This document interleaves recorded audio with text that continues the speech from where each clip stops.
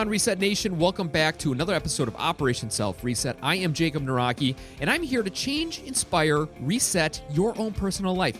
Just a little bit to get you going in the right direction. Today, we do have an awesome interview and talk about a person that has done a full reset on her life. She has been out of shape. She got into shape, and now she's trying to help others get in shape and live a life worth living. Amazing, remarkable story, and I know you're going to get a lot of value out of this one. But before I share this remarkable interview, I want to give you the joke of the day. Now, for the new listeners out there, because I know there's a couple that trickle in here and there, these jokes are not funny. These jokes are not meant to have the same impact as Chris Rock on stage. These jokes are to enlighten you, to get you present, to get your endorphins released out of your brain, to help you smile. And recently, I saw a TED Talk, and the TED Talk was all about smiling, and obviously the positive things that come out of smiling.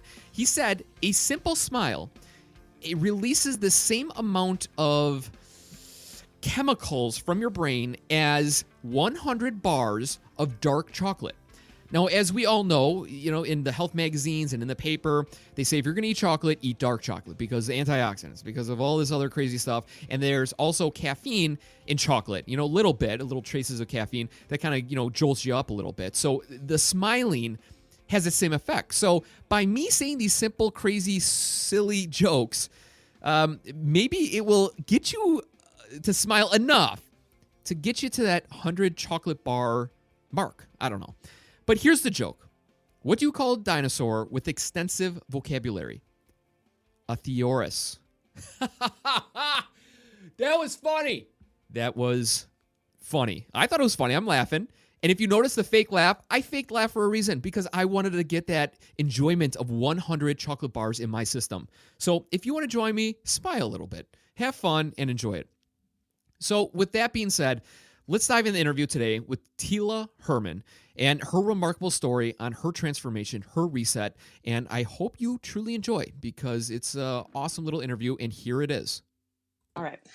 What's going on, Reset Nation? Welcome back to another episode. Today we have on a woman that has truly gone through her own personal reset. She found herself in a very bad place physically, mentally, emotionally, and she wasn't providing for her family. She lost the weight, she got in the right mindset, she became super mom, and now she's providing for her own family. Tila Herman, thank you for joining us. I'm excited for you to share your story, because I believe that this might be your first time on a podcast. Is that correct? It is, Jake, and thank you so much for having me on the show. Oh, Tila, you know what? Truly, your story needs to be shared. Your energy, the person that you're a genuine being, and I know so many people can relate with yourself, and that's why you had to come on here and share your story of where you've been to where you are now. So give us a background on the person you were before this true reset happened in your life. Okay. Well, back in June of 2012, I was, like you said, I was in a very low point in my life, probably one of the lowest. The year prior to that, I had lost my father due to a heart attack. So it, came out of the blue, and And how old was the he? only reason, yeah, the only reason really that he had passed away was because he didn't take good care of himself. And another thing was that he was always on to me, about how I needed to take better care of myself. I needed to exercise more. And so when he passed away, we were very close, and it hit me hard.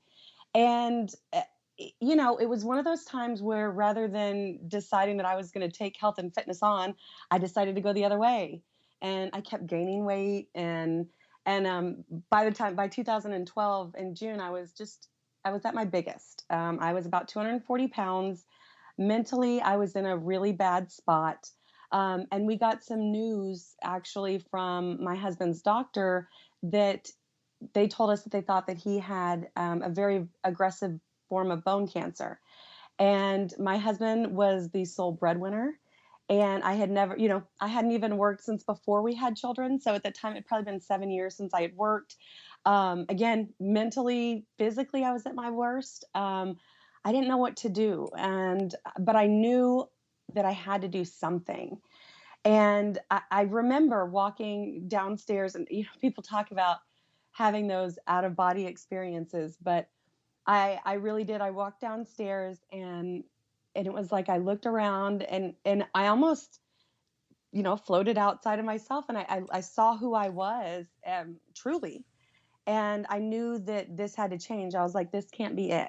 This can't be the way that my life's going to be. I'm not going to be a widow, before the age of 30. And, I've got to change. Sure. Well, before we get into the flip side of this whole thing, I guess let's dive a little deeper into that gaining all that weight. What was it that you enjoyed about food? Was it to kind of emotionally separate yourself? Did food distract you from quote unquote other issues or problems going on in your life? Is it something that you just felt comfortable doing? Pull back the layers a little bit, because I really think that your story can inspire a lot of people that may not be, really overweight or really feeling down about themselves, but maybe they have some issues that they're kind of on the fence about, and maybe you could give them clarity. So that's why I'm just trying to get a little deeper with you. Yeah, absolutely. And for me, I think it started at a really young age. I had a rough upbringing. My mom was an alcoholic and a drug addict. And so from, age 5, I pretty much was kind of raising myself, so to speak. And my dad was my mother and my father had divorced when I was 6 months old, but my dad was still always a constant presence in my life, and he would come over every single day and spend time with me, and then we would have dinner together. Well, my father, being the bachelor, that he was, we never ever ever had good food. Like and I'm not exaggerating here, but he never cooked me a meal. To my memory, I can never ever remember my father cooking me a meal. We always went out and had, fast food. Sure. And so I believe for me, being able to look back at it now, it started as that, my father was my savior. He was the parent that came to take me out of this chaos, for maybe it was only, 2 hours a day, but I got to leave this chaos for a little bit, and it was always junk food, that we would go and eat, the fast food restaurants and and things like that. So it was a lot emotionally for me at a young age. I would turn to food because I was upset and I wanted to not just distract myself, which it was a good distraction, but to also fill that void that I felt inside, and also, of course, we are so used to celebrating around food. If someone has a birthday, well, where are we going to go out to eat? Right. So any happy experience or any good news, I would still turn to food, and it became my drug, and I became addicted to it. Yeah. And I guess what was your go-to meal? Like, what was your thing that when you look back on, like, you just ate so much of or you drank so much of? What was it? What was your kryptonite? Oh gosh. Okay. It would probably have to be, like fast food from like a chicken sandwich with french fries, but it was always french fries. It was those types of carbs that killed me, Sure. the Yeah. Yeah. french fries, chips, Yeah. and Just the then salty deliciousness. Yeah. yeah, yeah, exactly. And then there was a time for a while where I did turn to alcohol, and looking back, oh my gosh, I can't believe what I was drinking. But I would drink those terrible Four Loco drinks, Oh, jeez. Yeah. yes, Yeah. multiple of them a night, some nights, and Four Loko, for the people that don't know, it's a alcoholic malt beverage. It's a very sweet, what would you say, like 10-12% alcohol content. yeah, yeah, But also it had a caffeine with it. So it was like a multi cocktail with many different things going on in it. So your body was starting to get a little drunk, but at the same time you had energy. It was sweet, a lot of sugar. sugar, So yeah, you were kind of all over the place. Sure, yeah, I hear you on yeah. that. Yeah, so, but yeah, crazy, Cool. and that was just what I went to and how I coped, and then I Sure. finally realized, look, you need better than this, and your kids deserve better than this, and I just knew I wasn't happy. Another thing, another real big defining moment though, is when you look at pictures, because when you start gaining weight, you can look in the mirror and you kind of look past, that Sure. image there. Sure. But when you get a picture, of you standing next to your sister, who's graduating high school, and her, you see her friend, and you're in the picture with her friend, and you know that her friend is quite overweight. But when you look at the picture and you see, well, honey, you're even bigger than she is, it hits hard. Yeah. It does. Did those pictures like kind of kick you in gear a little bit, or did you when you saw those pictures kind of during your high, of being at the biggest that you were, did you look past them? Did you almost like, I don't even want to see them? Like, that's not me. Like, did you have that mindset of you don't even believe the way you looked? Oh, it's funny because social media sometimes it can be one of those awesome things and it can be one of those horrible things. Sure. And when someone else posts a picture of you, I mean, yes, you can untag yourself, but it's still there, Right. and Right. you go and you see it on your, my sister's page, and she's proud that I'm there with her, Right. and and I'm looking at that picture like, oh God, Right. and yeah, that was the hard part. It was, you can't deny it. I got to that point where I just couldn't deny it anymore. Yeah. And I knew I started, really being afraid that my children were going to be made fun of, in school because I was, the big mom and, in school. Yeah. So, What, I guess, what kind of drove you to the breaking point? I know you kind of had this out of body experience, but there obviously had to be more to it. Was a lot of things happening at once. Obviously, your father passed. That kind of shook you to your bones. Was that the moment when you finally realized to start investigating health? How did that come about? okay. It was my husband. We had gone and had, fast food for lunch, and it Sure. was a weekend, and we were going to watch Netflix, pick something out to watch on Netflix because that was our routine at the time. And my husband said, "Have you ever watched this movie or the documentary on Netflix called Fat, Sick, and Nearly Dead?" Hmm. And I just kind of looked at him like he was crazy. And I said, "No," and he tells me, "Well, it's about this guy who goes on I think it's a 60-day juice fast. And during this juice fast, he loses all this weight and he turns his life around." And I just scoffed, and because I was so bitter, about weight loss and everything. And I said, "Yeah, right." I said, "And I'm sure within 1 month he gained it all back." And my Sure. husband said, "Just watch it, just watch it." All right, honey. All right. So I sat down and I watched it. And there's this point in there where this man named Joe, he's the guy who is doing the documentary, it's who he's about.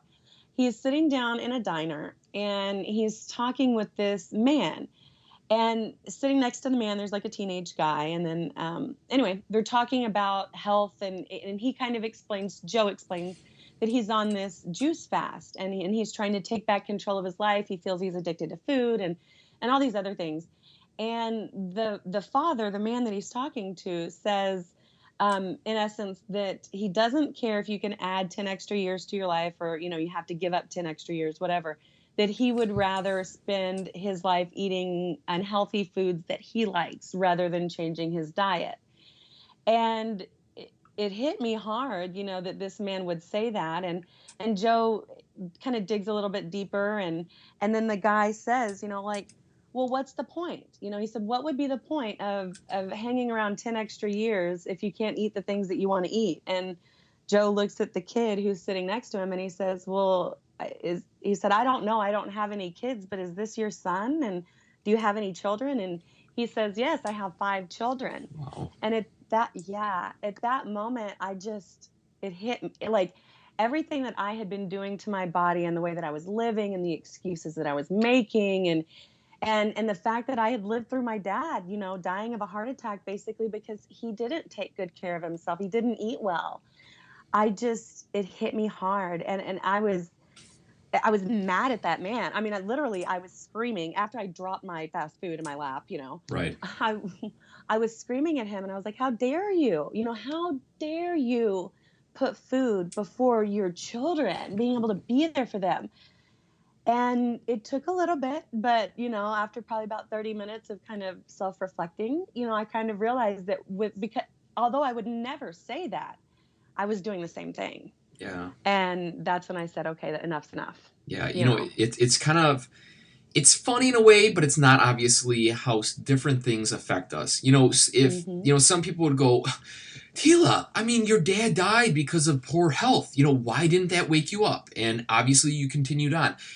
Probably other events, seeing pictures of yourself, feeling bad for your kids, all those things never hit home until you had that third view perspective of another gentleman on a documentary that you have no relationship with kind of wake you up to get you going in the right direction.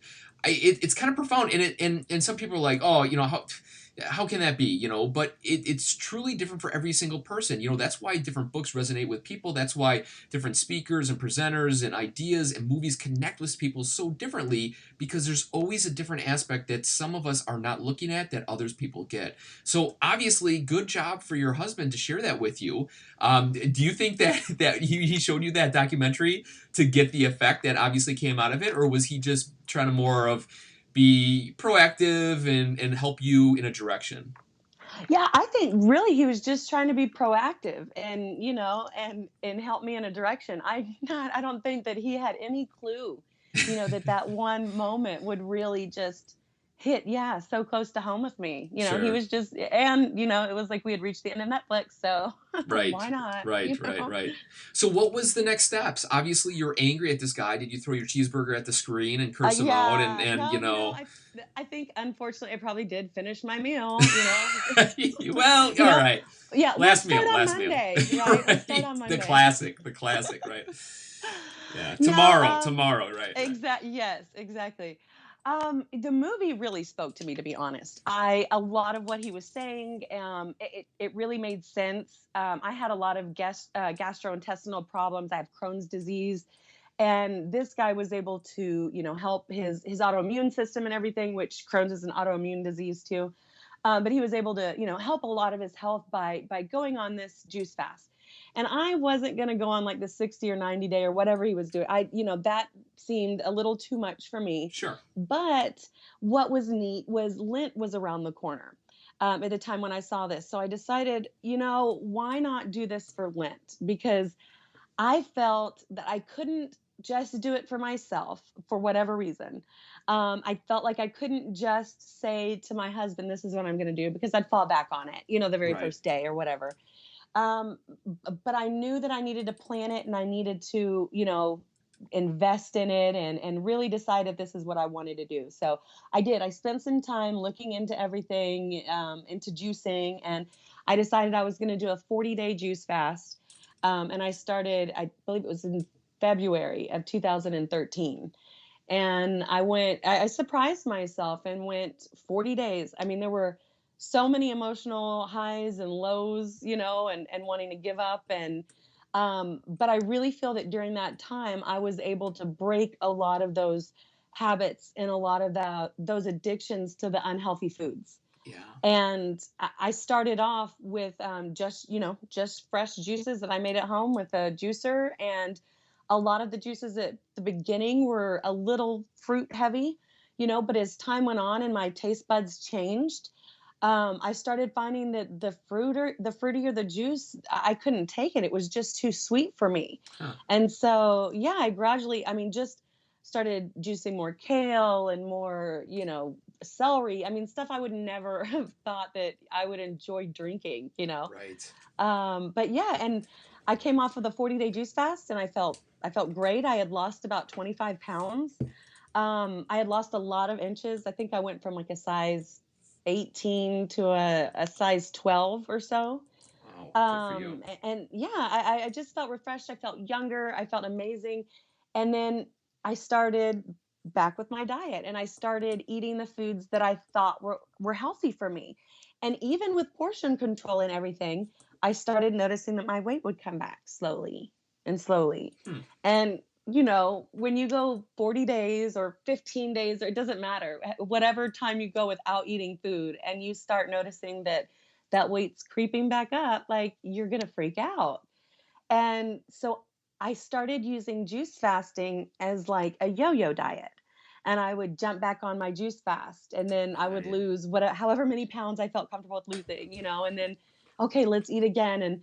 And so it became a vicious cycle, and I was like, this needs to end, Right. because this is going, this It's is not a becoming unhealthy. lifestyle. Yeah, you're just constantly thinking about, oh, I binged for the last 3 days. I gotta get back on the juice diet for another 2 weeks, and then you fall off it. Yeah, so I hear you on that. Yeah. And so at that time, I decided that I needed help with my food. And I also figured, I wanted accountability. I really felt that that was what was lacking in my life for my fitness. Like, I would get started on a fitness routine and then get a little bored about a week into it, or frustrated maybe because I haven't lost enough weight, or I don't see the results after a week, and give up. Right. So I got a coach, and my coach helped me with my health, with my, my dietary decisions, and we eliminated all these. I started learning the difference between good carbs and bad carbs, and really how to have a good, healthy diet and what worked best for me. And so I worked with my coach for a while, and you gosh, after about 5 months, I really felt like this is really what I want to do with my life. I really want to help coach people, and I want to help people get the bigger picture. I had done a little bit of coaching people through juice fasts and stuff before, but the same thing would happen with client after client after client, is they would feel good, they would do well on their juice fast, and then they would get into that yo-yo dieting again. And that, again, it's not a lifestyle. So I was more about lifestyle change, Sure. and it's made the difference. It really has. So you were at 240 pounds after you had this realization that you're overweight. You decided to go on this juicing and the yo-yo diet. Then you got a coach, and then you became more of a lifestyle approach. Where did you end up? Where from 240 to what? Down to 128 pounds, Wow. actually. Nice Yeah. job. Thank you. Thank Wow, you. that is amazing. I guess let's start at the top. There's a lot of questions because I know a lot of people listening are like, "Well, how did she do the juicing? Like, what should I start juicing?" And I know that you have a blog that you kind of teach people and guide people through the process. If you could take 2 minutes, just give us the 101 on juicing for somebody that's thought of it. Obviously the New Year's coming up. People know the benefits of juicing. If you feel energized, you feel younger. Everything functions a little better. Obviously, it's really good for you. You're getting more nutrients than you probably ever had in your whole life. So, do you mind just giving us a quick Cliff Note version of somebody that's interested in juicing and how to get started? Sure. You're going to want to start with picking your juicer. I mean, obviously, but yeah, you can start with any type of juicer. I really don't, though, recommend juicing for more than, say 2 weeks. If you're juicing longer than 2 weeks, you can have, unless you're going to a doctor and you're getting your blood drawn and everything like that. But if it's going to be longer than that, and you're not adding enough protein to your juices, or you're not getting enough oils, there can be negative effects. You can start losing your hair, and Eh, you can really start getting dried out skin. So just with that, I would say anywhere less than 2 weeks. But what you really want to do is focus on getting about an 80 to 20% ratio of vegetable to fruit juice. And that really, is what's going to help you best with your weight loss. Obviously, the more vegetables that you get in there, the quicker your weight loss is going to be, because it's the less fruit, meaning, less sugar that your body's having to right. process and everything. But definitely when you're starting off, it can be hard. And I tell people, don't beat yourself up. Don't go into it feeling like I have to have, this particular mean green juice every single day, and that's the only thing that I can, be kind to your body. So if you go into it and the juice that the recipe tells you to make, it's not it, you can't drink it, then add an apple, add something to it, and it's okay. Don't beat yourself up. But yeah, go, enjoy it, and realize that what you're really doing is you're flushing the toxins. And it's, again, yeah, it's not a lifestyle change, but it's a great start. It's a great refresh. Yes.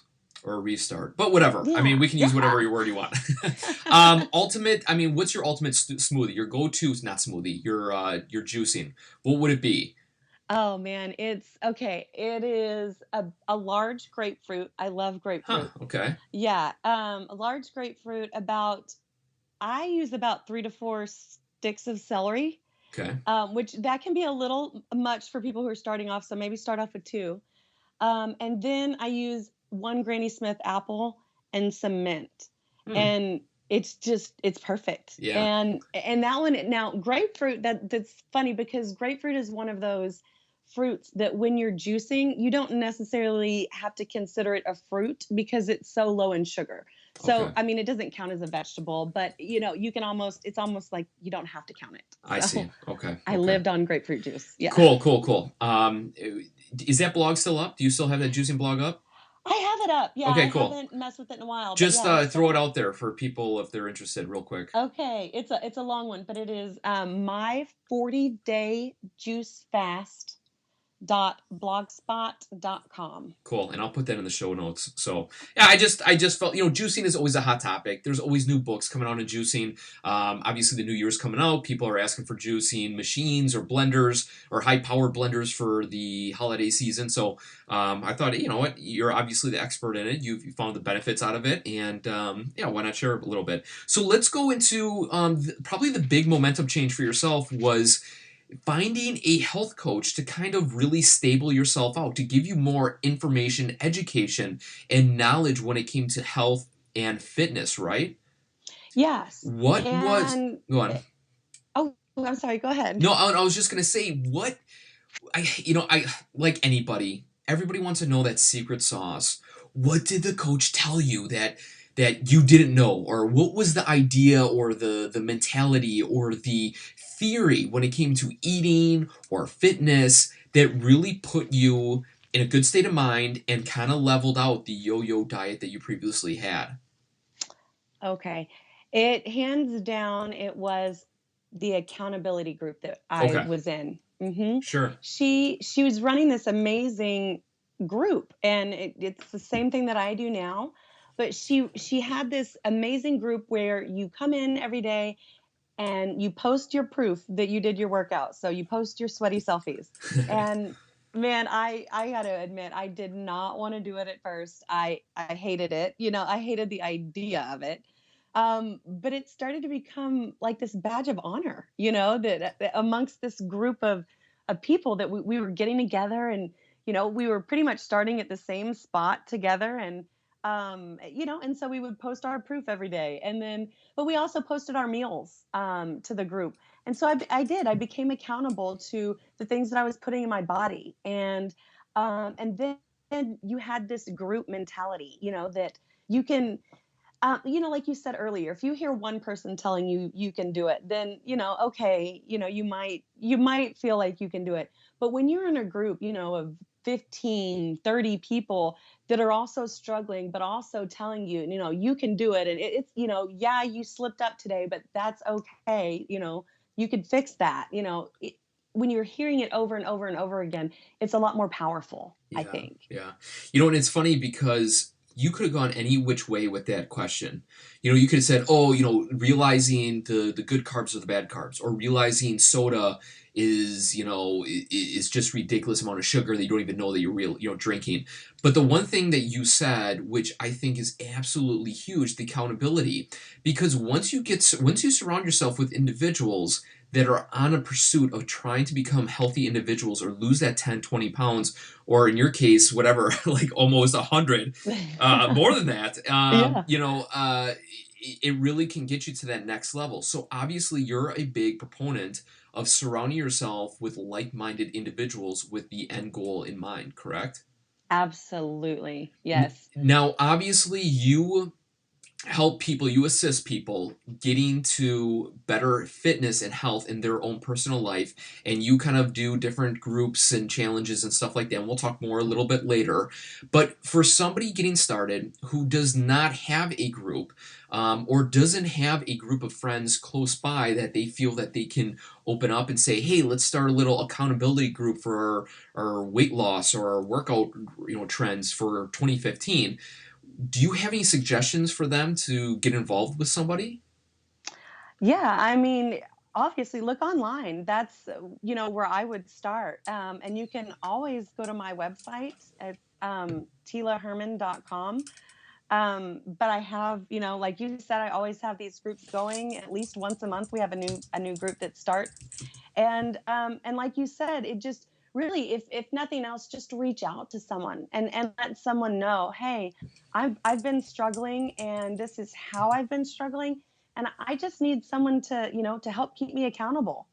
And find that friend that is going to keep you accountable, not the friend that'll lie to you and tell you that no, that those pants look fabulous. No, find the friend that's going to be brutally honest, and go to them and ask them to help keep you accountable. Sure. Great tips. Simple. The simple things are not always simple to do. The easy thing. It's like one of those things. Mhm. If somebody wants to lose weight, write down what you eat all day. Well, yeah, that's obvious. And then the day goes by, and hey, did you write down all the things you ate? Well, no. I mean, that's too easy to do. I'm looking for the pill, or I'm looking for that one exercise ball, or whatever. But it's the truth. It's the simple things that can really make that big impact on your life. What is it? Obviously, to get yourself in a great state of mind. Fitness is it's a true, when it comes to fitness and health, it's a daily battle. I feel I take care of myself. I work out every single day. I watch what I eat, but it is truly a battle. You get those cravings, you get those binges, you get those ups and down swings. What can you say to me that it feels like it's a battle for myself to have a good, stable mind? Is it to plan for something? Is it to have long-term goals? What is it that you found that people really can utilize close to hand to keep them focused on a daily basis? Yes, I mean, knowing your real reason as to why you're doing this and what it is that's going to drag you out of bed, when it's 20 degrees below zero and it feels so much better to just hit the snooze button, and it's all personal. It's all, and it depends on each different person. I have one of my friends that joined my challenge group, who her biggest why was that she didn't want to be on high cholesterol or high blood pressure medicine. She had been diagnosed in January with type 2 diabetes, and she said that every single person in her family, her brother and her sister, so both of her siblings, both of her parents, and all of their family were all diabetics. And she said, I accepted that. I accepted the fact that I was going to be diabetic, and I took that on. But when I went to the doctor and my doctor told me he was going to put me on high blood pressure and high cholesterol medicine, that's when I decided, no, you're not. No, give me a little bit of time to figure this out on my own, and I'll come back to you. So she came to me. She said, what do I need to do? We worked on a plan for her. We got her into, doing a fitness routine, 30 minutes a day for 6 days a week. And she committed herself. I mean, this woman, she is a mother to 3 young children. She's, has a husband. She worked full time, but she said, I'm going to put myself first because I deserve to come first. I really do deserve this. I deserve to feel the best that I can possibly be. And she started with me in August. She was 297 pounds when she started. Wow. Yeah. 2 months in, she changed her A1C levels, went from 5.6 down to, or no, I'm sorry. Oh, I'll have That's to all say right. that again. I No, messed no, up. no. Just keep going. Keep going. Okay, hold Um, on. uh, Oh, yeah, hold on. Oh, I'm trying to, yeah, because she told me 2 different levels and I don't even know. I'm sorry. you don't even have to say that because it doesn't apply. You know what I mean? Nobody Okay. gets the AOC Okay. levels, Sorry. so Yeah, you're just right. say her Okay. levels were high and then they got lower. Okay. Whatever. So yeah, her levels are really high, and 3 months later, she lost 35 pounds. She lost 26 and a half inches all over. Her blood pressure and her cholesterol are now within normal range. And she also, she's no longer considered to be a diabetic anymore. Her levels are just fine. So Wow. she's still taking her oral medication for now, but her doctor expects her to be off of that very soon. And he was just blown away by her results. Yeah. He just couldn't believe it. He said, whatever you're doing, you've got to keep doing it. Yeah. So, but that's what got her up out of bed every, single morning. Or if she wasn't able to do it in the morning, he went above and beyond and made video proof. And she would post videos of herself saying, "Look, it's 9:30 at night. I'm so tired. I worked 10 hours today, but I'm gonna get my 30 minutes of workout done, and I'm gonna feel better about myself." And Yeah. man, she does. Yeah. Good for her. That is what is her weight at? Do you know? Right now, I think she is down a total of 45 pounds. So she's almost down to, yeah, to Awesome. almost 250. Well, good for Yeah. her. Good for her. I have a coworker. He's 33 years old, a Marine. The guy can bench press 225 like 30 times. He's an animal. But he got his blood work done, and the same thing. His cholesterol was like skyrocketed, and the doctor was like, "All right, I'm gonna put you on some medication."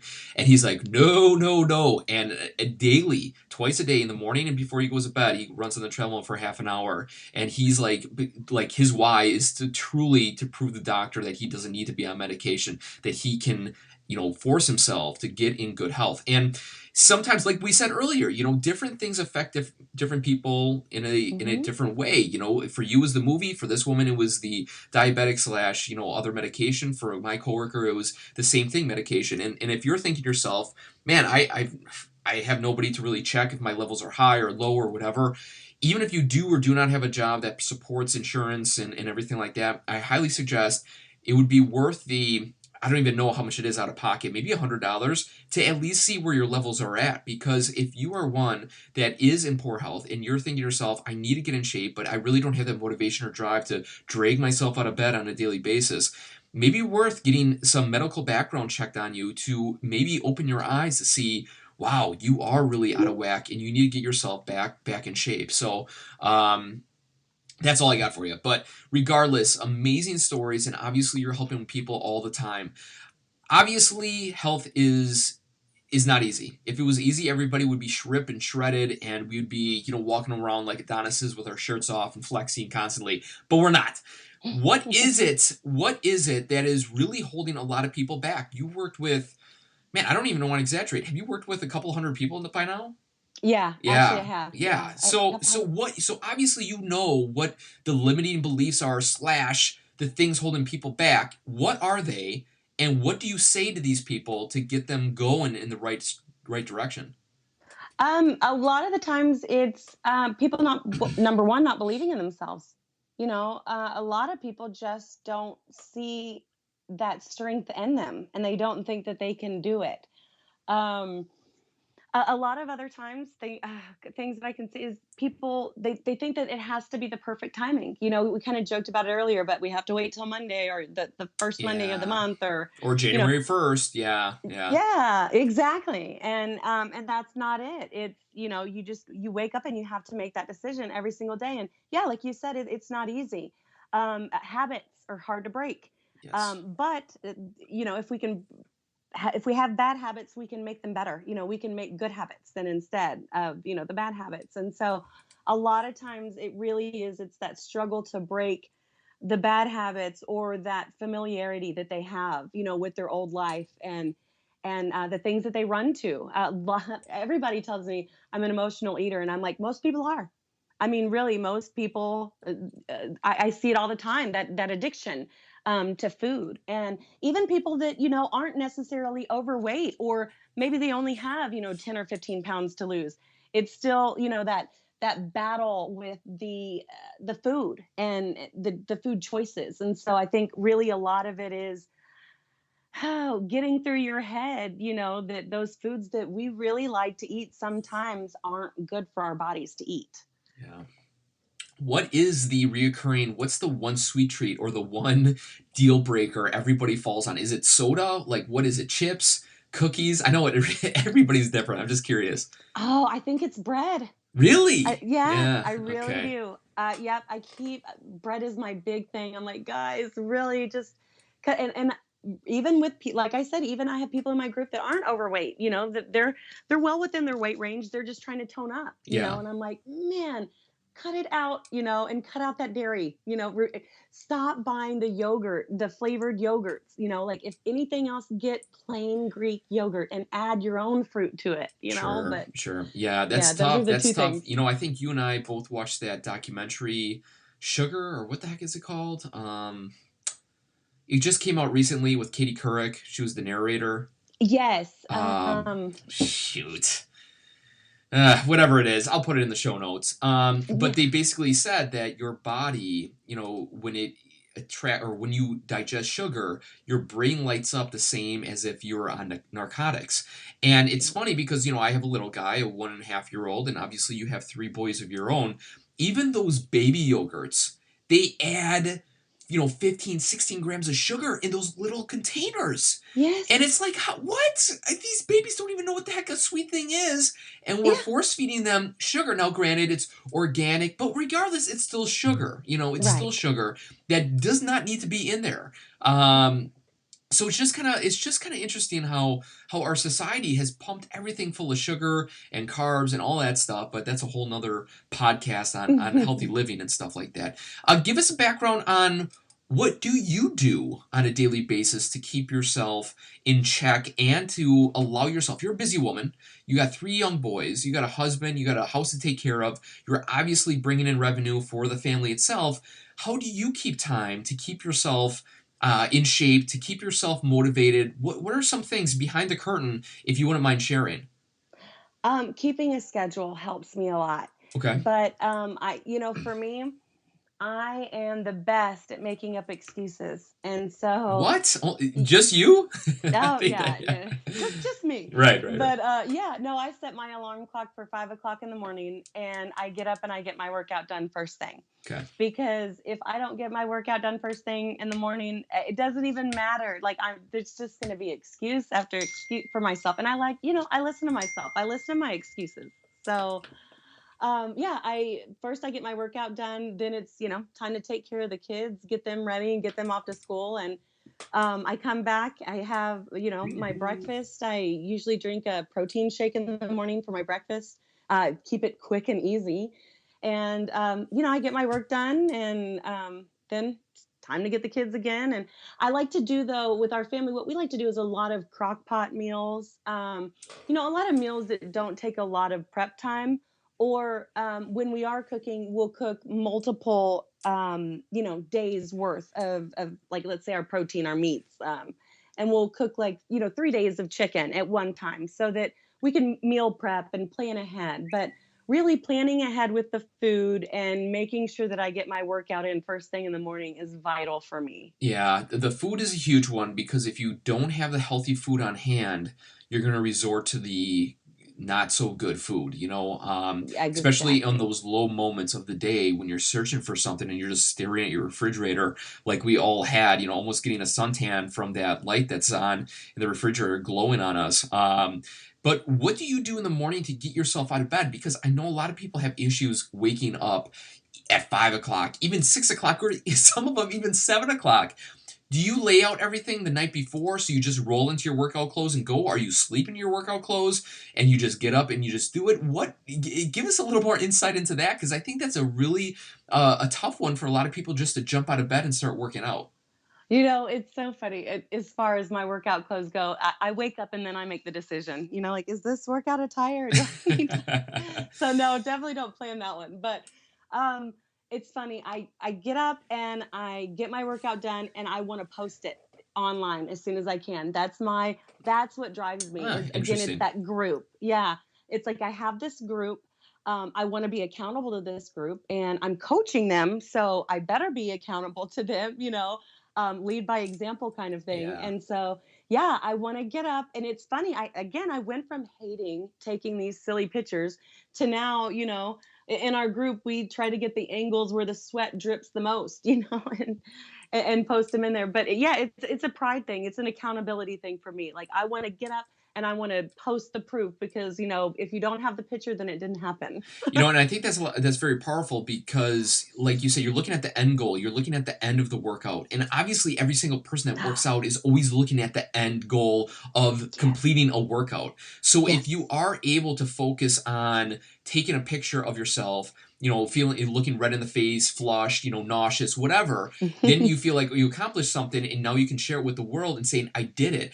And also, too, who wants to put a picture of themselves all still not looking sweaty, not looking like you really worked out, and just saying like, "Hey, I did it."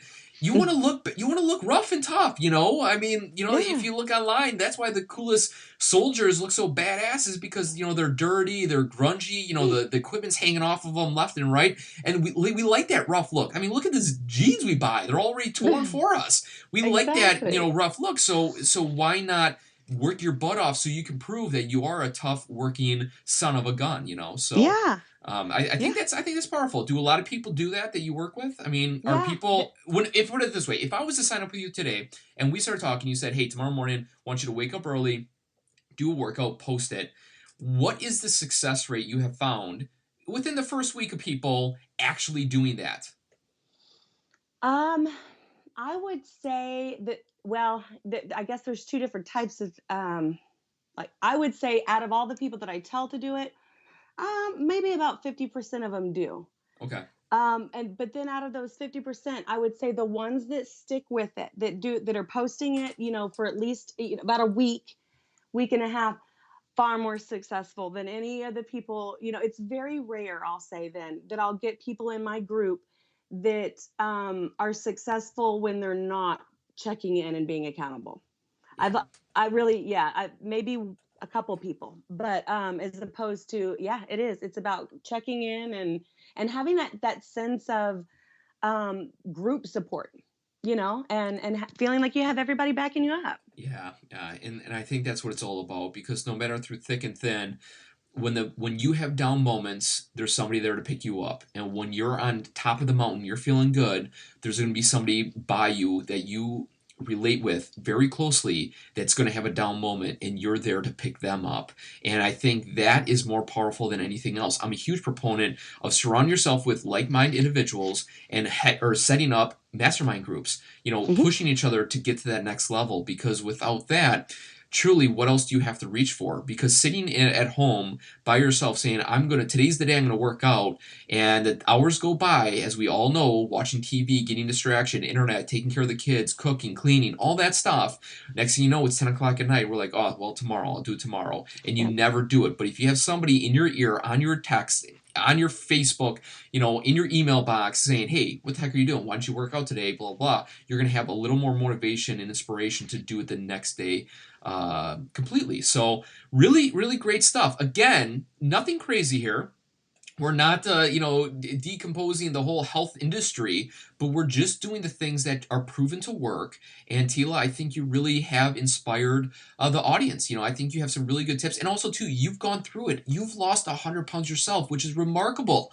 Congratulations for doing that. A lot of people walk the walk, but you have talked the talk and walked the walk. Or excuse me, I totally messed that up. Some people talk the talk and then, you know, whatever. Okay, I'm just going to totally bypass that. But regardless, you are an inspiration.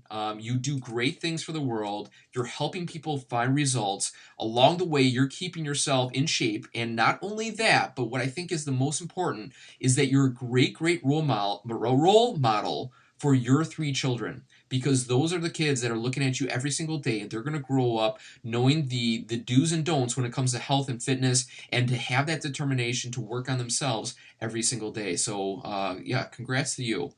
Thank you. And Tila, how can more people get in touch with you if they want to possibly look into the programs that you offer, the things that are interesting? How can they find you? My website is tilaherman.com, or they could email me at tilawherman@gmail.com, or I'm on Facebook. Tila Herman. Tila Getting Fit Herman. There's a Getting couple. Yeah, there's a couple of my old profiles out there, so it's Tila Getting Fit Herman. Cool. And I see I'm on your website right now. It says my site is launching soon. When is that Yes, launching? it's gonna be launching by the end of the week. Okay, awesome, awesome, awesome, awesome. Tila, truly awesome information. Great story. It's not a great story. I mean, that is truly your life, and the cool thing is you did something about it to change it. And not only are you reaping the benefits, but you're sharing it with the world. Everything that you stated will be in the show notes. If you guys are interested in getting in touch with Tila, find out more, all the stuff that we talked about, head on over to the website, and I'll provide everything there. So. And last question I always end the podcast with Tila, what does a self reset mean to you? Oh, self reset. Okay, a self reset means that you are making the decision to change, that you know that something in your life needs to change, whatever that change is. And you're not going to, you're not going to take no for an answer. You're gonna go after it, and you're gonna get it. Awesome. Tila, thank you so much for joining, and hopefully this won't be our last time talking. Thank you, Jake. Nice job. Thanks again to Tila Herman for coming on the Operation Self Reset podcast. And if you're interested in getting in contact with her, head on over to operationselfreset.com/Tila. Tila, Teela, and I will put all of her links in the show notes. Like always, guys, you guys rock. I do this for you guys, and for Tila to come on and share her story, her journey through the ups and downs is pretty remarkable. It shows that there is opportunity in your own life to change and reset and to get where you want to go.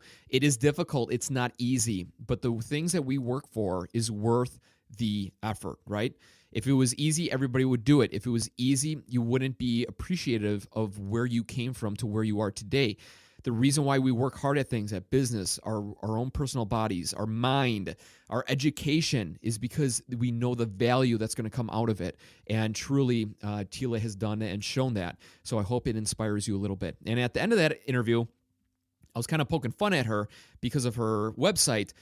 She now has it up, so the time that this will be launched, she does have Tila Herman up and running, and go and check out her cool little website and check her out. And if you resonate with her, reach out to her and see what you guys can do to help you in your journey on your fitness path. So with that being said, like always, thank you so much from the bottom of my heart for being a subscriber, a member, a fan, and a friend. Most importantly, a friend to Operation Self Reset. This is like my third child, because possibly the time this will be aired, I will be having my second boy appear in my life. So this is a family member. You guys are part of my family. And if I had a big enough house, I would invite you all over for pizza and drinks and to just sing Christmas carols in July. I don't know. We would get crazy, put it that way, because the Naraki family, we get a little rambunctious. With that being said, that's it. All I have for you. If you want to get in contact with me, email me, jake@operationselfreset.com. And that's it. Just keep on living life. You fall, get back up. You stumble, smile, keep walking. And the life that you shall live, because of the values and the lessons you get here on Operation Self Reset, will carry you to that next level. You got to believe in yourself. You can, you will achieve it. Take care, guys. We'll catch you next week, Wednesday, for another episode of Operation Self Reset. See ya.